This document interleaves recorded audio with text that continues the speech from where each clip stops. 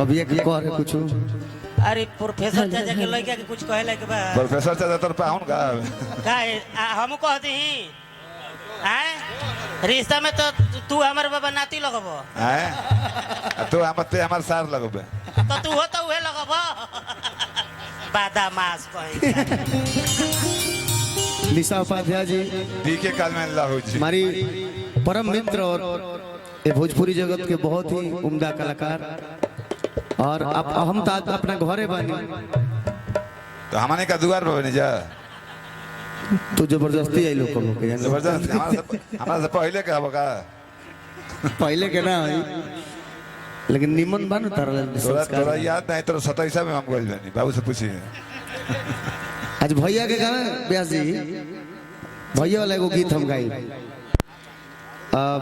बचपन के गीत का ऋतिक भाई रघु भैया मुकेश भैया सब कोई के उपस्थिति में भगिना रामायण बने शिवन हो एगो गाना जौन हमार कलेजा में बसे लाली जेउगी है किरनिया एक लाइन बसे टूट जाए भाई से हर सनेहिया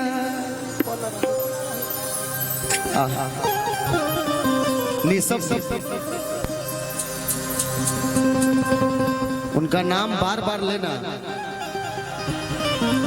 थोड़ा छोटा लगता है। एक ही मात्र नाम है, एक ही बार लो। जैसे जय श्री राम कहाला, जय श्री कृष्ण कहाला, वही तरह एक बार रघु भैया भैया के बचपन की गीत है। लेकिन ये बार जोन मंच को गईले वो दिल में गड़ल बा। देखिए राम आगे भैया बजाइए, पूरा टीम बजाइए दिल से। मुन्ना भैया ये मोछ मत हटाइए, ये निमन लगेला। लाल जेउगी है किरनिया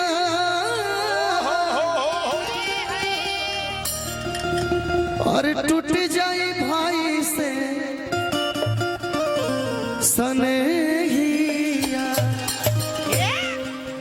कि जल्दी जल्दी चले पवन सुत सूरज ना उगे तुम्हारी बाटिया। चले के भैया चले समय निकले हमारे कृष्णा भैया बलराम भैया बैठल बोलो। हाँ जी मामू मारते हैं कि जल्दी जल्दी जल्दी जल्दी चलो ये पवन सूरज ना उगे तुम्हारी बाटिया। जल्दी जल्दी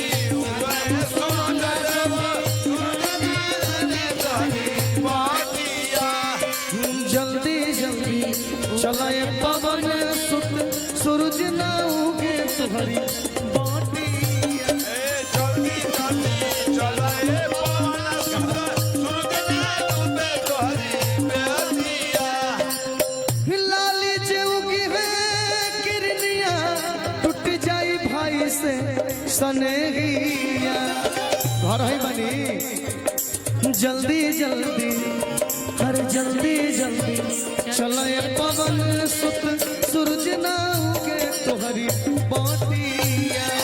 जल्दी जल्दी चला ये पवन सूरज ना उगे तुम्हारी बाटिया। क्या बात है मुन्ना भैया।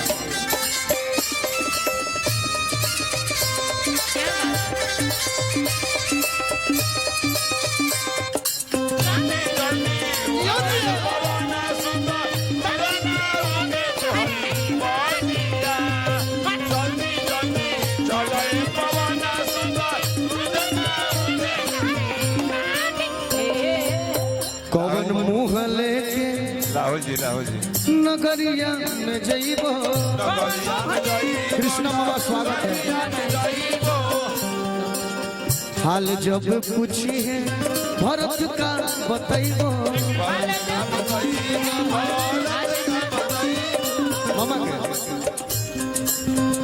के धनाने जी भैया घर पर जाने कहाँ आईली विपतिया। भैया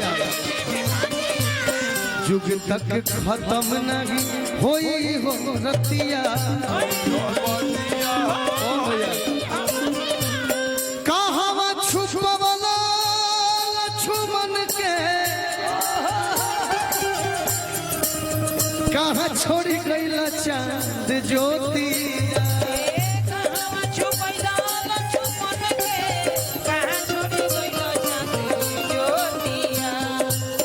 कहाँ छुपवला लक्ष्मण के कहाँ छोड़ी गईला चांद ज्योतिया हर जल्दी जल्दी हर जल्दी जल्दी चलाए पवन सुत सूरज ना उगे तुम्हारी बाटिया